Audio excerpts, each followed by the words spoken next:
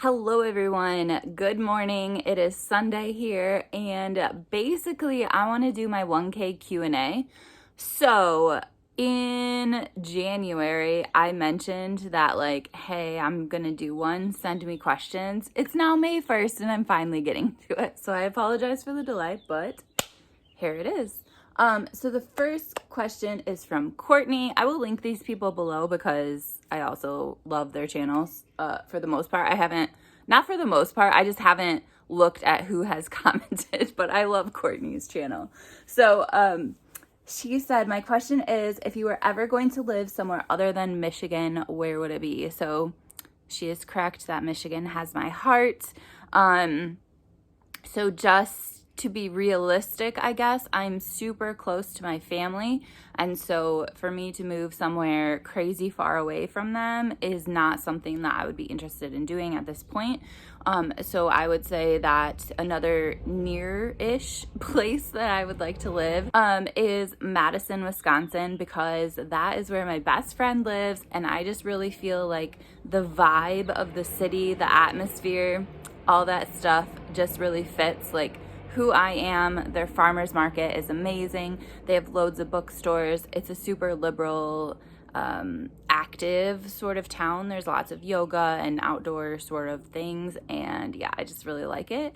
And then I would also be close to my friend. So although with that friend, it is super cool that we can go long times without seeing each other. And we just start off like nothing has ever happened. We've never been apart, and also we travel super well together. So we are planning a trip together in October. We're not 100% sure where we're going, probably Canada. But yeah, it'll be super fun. So with that being said, longer distance places that I would like to live would be Canada because of universal healthcare. And also I would be really interested in living in probably England or Wales. But not for long term, just for to teach for a couple years, I think would be really fun, or Sweden. But again, just for the experience and then head back to North America-ish. Although who knows, maybe I would love it and stay there. Mari Reads, also love her channel. I should stop saying this though, because then if I forget to say it for one person, even though I do love them, they will think I don't love them. But she is really good. If you could only read one genre for the rest of your life, what would it be? I think it would be nonfiction which is a very broad genre, not really so much a genre, but because I love learning so much. I am constantly wanting to learn more, to grow more, all those sort of things. And with nonfiction, it also makes me wonder things. It makes me imagine things. And so in some ways, it's similar to reading fiction because my imagination is still going, wondering different things. So that. All right. Soggy Expat Book Nerd, who you know I adore because I talk about her all the time. What's a funny dream you've had? This is actually question from her daughter. And okay, the one dream that I can think of, but I have actually already told her this, so I apologize. There have actually been two separate dreams where I was in this exact same hotel. But anyway, the first dream that took place in this hotel, basically I left my room and I was in the lobby, and all of a sudden there was just this big crowd in the lobby, and I was like, what is going on? And I was trying to figure out what was going on. Well, guess what? It was a book thing. There were a bunch of authors there signing books, and guess who was there? Mary-Kate and Ashley Olsen. So, and this dream actually took place in January during our 90s readathon thing that we did. And so it was perfect timing for a dream about Mary-Kate and Ashley, who are super famous in the 90s. And yeah, so basically they were there signing books, and there were a bunch of other authors also signing books. And I was just really torn because obviously you only have so much money, and Mary-Kate and Ashley Olsen, they're the heroes of my childhood. But basically I know that their writing is probably trash, and I don't care about them now as an adult. So I was trying to be do I get a book by like an author that I adore, or Mary-Kate and Ashley Olsen? Like, I was torn. Anyway, so that was kind of the dream. And I just thought it was funny. In that dream, I was like, okay, I know Mary-Kate and Ashley are, you know, not really quality writers. But anyway, then like a few weeks or months later, I was back in the same hotel. Is that weird? Does that happen to you guys? Because I have had 2 dreams about that hotel. I recently had a dream about a camp that I had also visited in another dream. But when I went back in the hotel, to the hotel in my second dream, I've had dreams about the same swimming pool as well. Anyway, when I went back to the hotel the second time in my dream, I was freaking out because, oh my gosh, I have been here before and this is so weird that mom, like I was with my mom, my dad, my brother.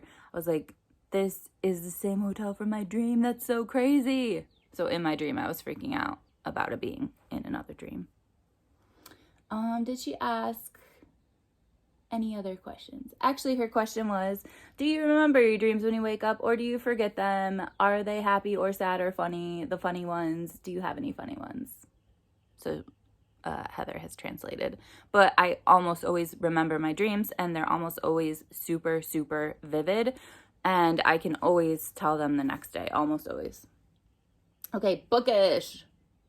His videos are so insightful and powerful. Have you considered writing a book? Maybe a children's book or a book about teaching? Yes. I am fearful that if I don't write on a regular basis, that I will have given up the opportunity in my life to write. Like we have this one life, and I love to read so much that I feel like writing kind of goes hand in hand with that. And I do enjoy writing. I blog, I edit other people's writing and stuff like that. So I do like to write like solo, but I need to practice on a regular basis, and it always gets pushed to the side. And I'm just fearful if I don't make time for it that I'll never write. And if I don't write, then like, will I have missed an opportunity, or like not become something that I could have become? Like, I don't know. It's just kind of like stressful with what you do with this life.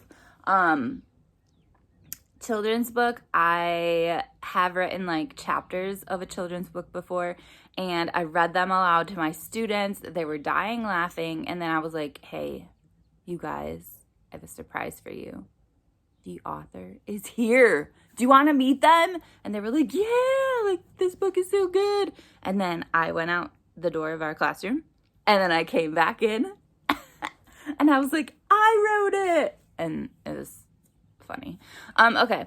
And then as far as writing a teacher's book, I might be collaborating on something, but we will see.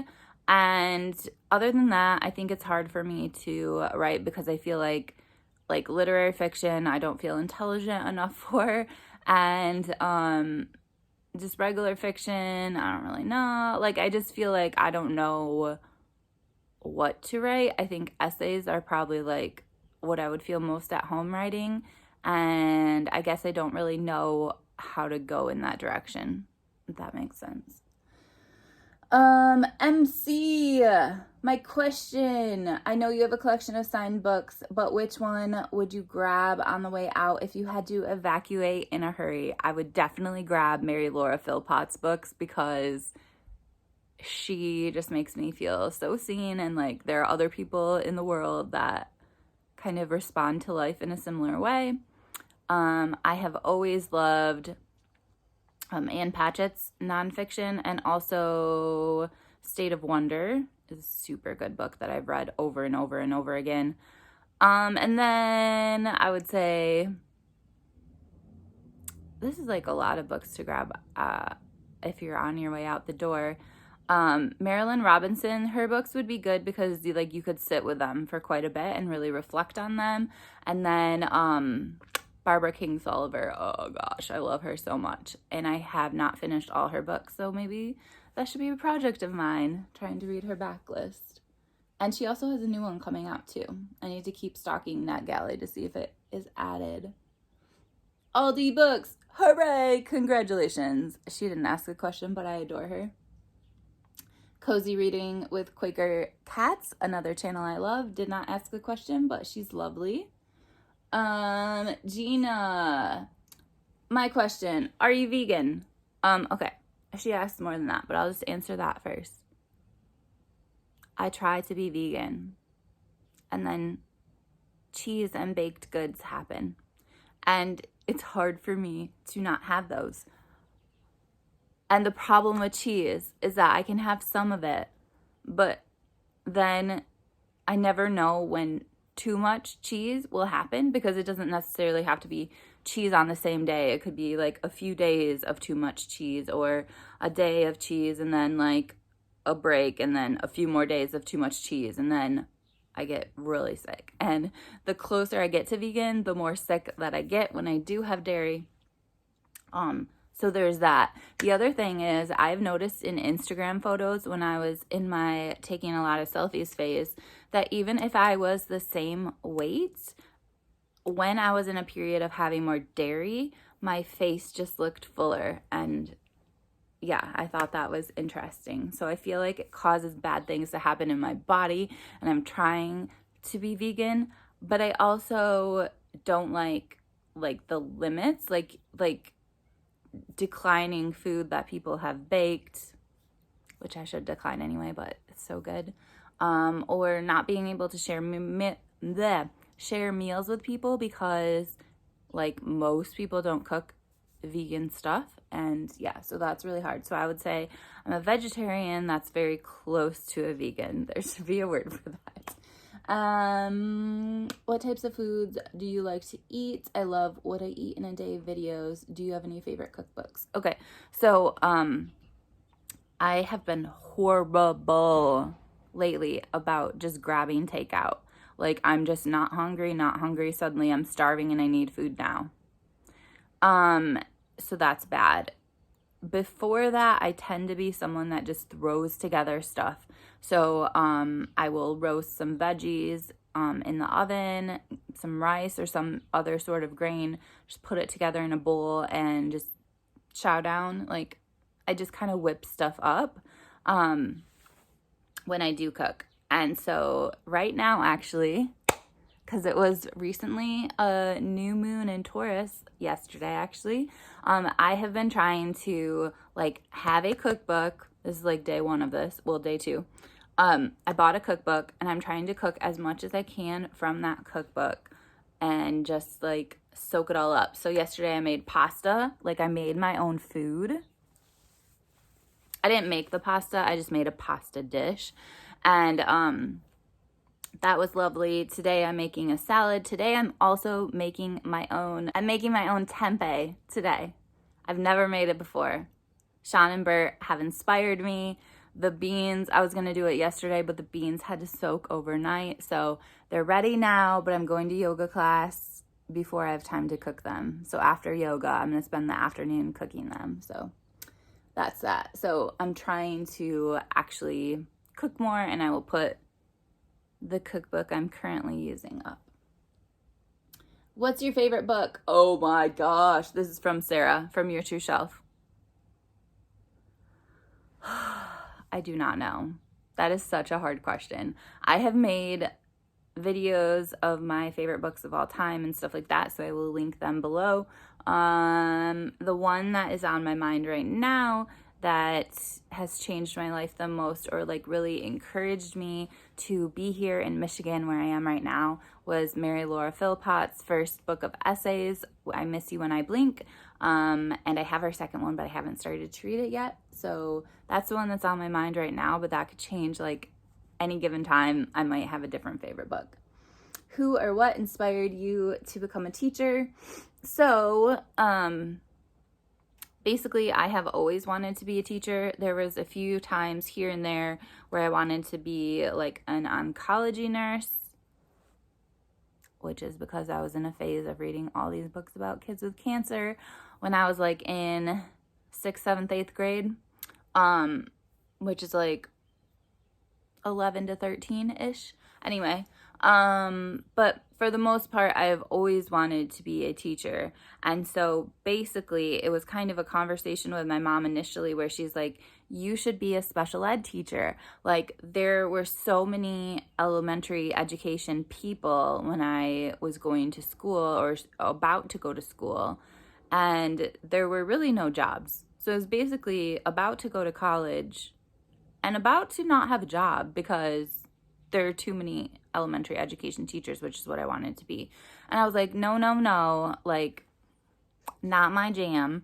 Not that I don't care about people who have disabilities, but in my mind, I was thinking about people with more severe cognitive problems, and I loved them as people, but they weren't they weren't like a group of people that I would like to devote my career to, I guess, if that makes any sense. That sounds horrible, but you can like people as individuals and not want to teach them as a group. Kindergarten, I'm looking at you. But then we had this really, really well-known special education teacher, consultant, whatever, world famous person who actually worked at our school. And for my AP psychology class, we spent an entire month, first of all, learning about autism. And then we had this person come in. It was Carol Gray. She's the creator of Social Stories, which is basically using stories to teach kids with autism social skills and social norms and all that sort of stuff. So she came in, she spoke with our class, and it was kind of during this time that I realized that special education includes so many more students than just those with cognitive impairments. It involves obviously like people with who are deaf or hearing impaired, visually impaired, but it involves so many other people that I never thought of, autism being one of them. I was so fascinated by autism, by how to identify people with autism, with what it was, because I didn't know about it previously. Like, I obviously had encountered loads of people who had autism because our school was really well known for having an excellent special education program, but I just didn't know about it or understand it. I grouped a whole bunch of people together.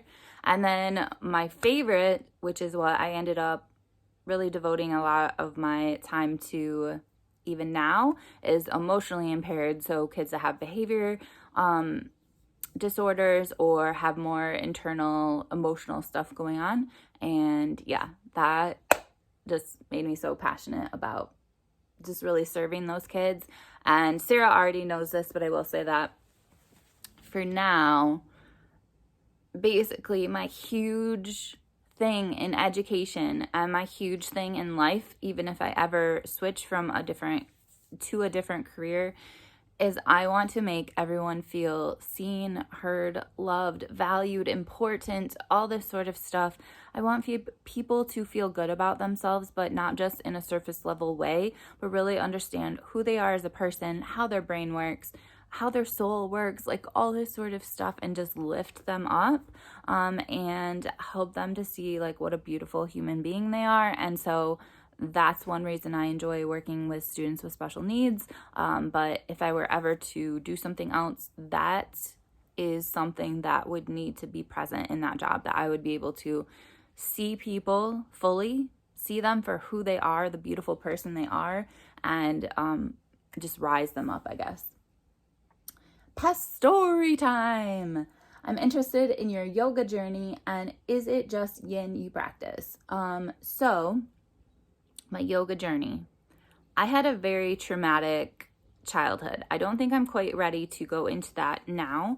But what I will say is that when I think I had to be 13. So when I was 13, I joined our local Y, which had just opened, and they had yoga classes. And I don't think you're allowed to do this now, but at the time, the instructor had like a Yankee candle, and she would light it at the beginning of every class. And I just felt like it was such a soothing, comforting time for me. And I don't think I realized it then. I realized it years and years and years later about how it kind of helped heal some of the things that had happened to me in the past. And I'm still feeling that, because even though I feel like I have evolved and grown past the things that have happened to me and all this sort of stuff,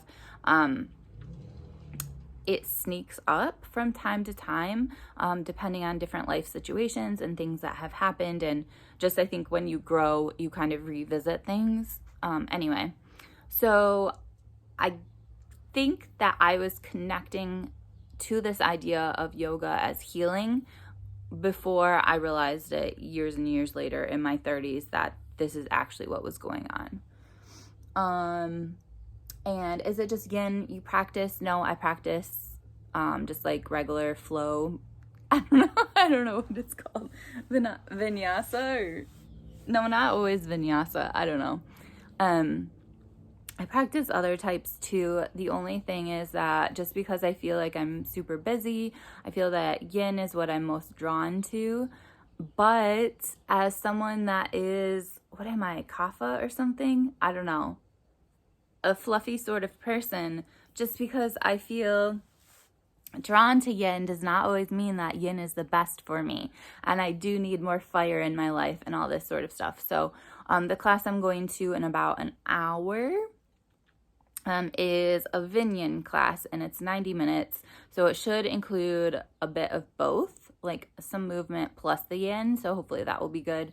I don't always go to this particular class because it's on Sundays and I try and go to mass, but I think that what I'm going to do from now on, just starting today actually, is to alternate weeks and go to yoga one week, church the next, yoga church, because while I can go to yoga at other times as well, I really like this class and this teacher. So anyway, do I meditate? Yes, but I go in seasons where I will meditate consistently and then I'll forget about it. It's not like I'm trying not to meditate. I just forget. I really like the Insight Timer app for that.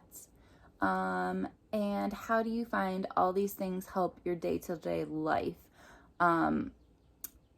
So to that, she asks all these deep questions. I'm guessing it's Sean. Oh yeah, it is Sean who's asking these. I think that number one, I've already talked about, I feel it healing things that I didn't realize needed to be healed and kind of getting that trauma out of my body.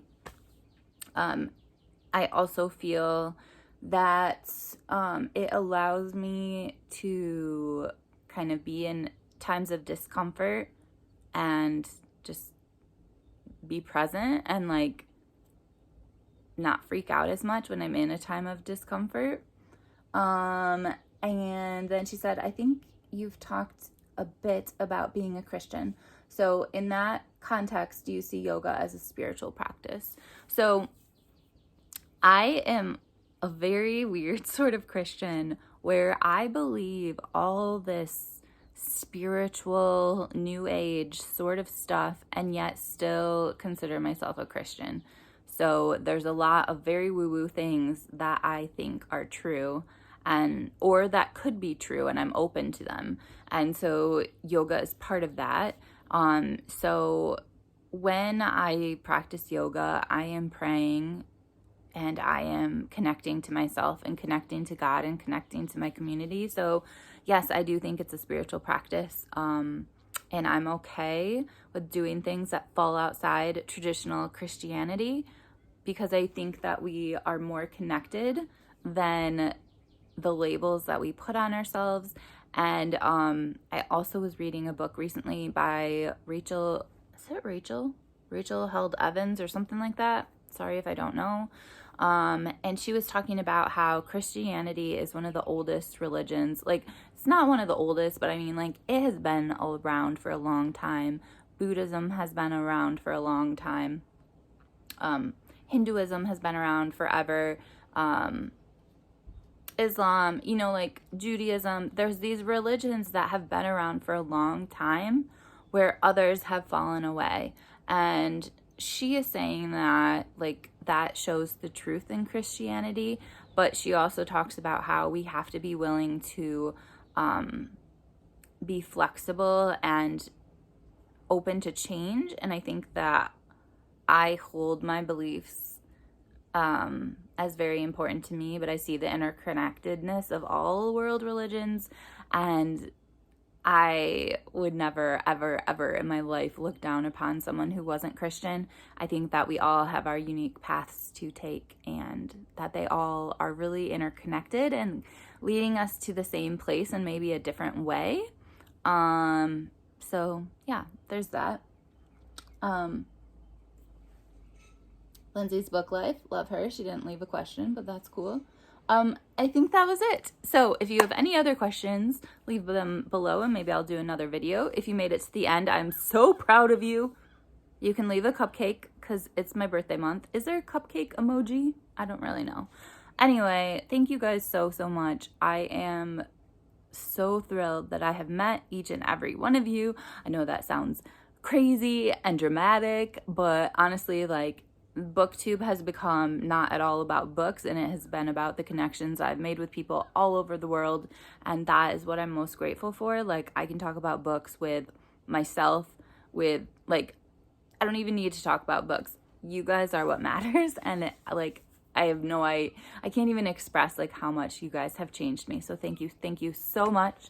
I hope you have an amazing Sunday or whatever day you're watching this, and I will talk to you later. Bye.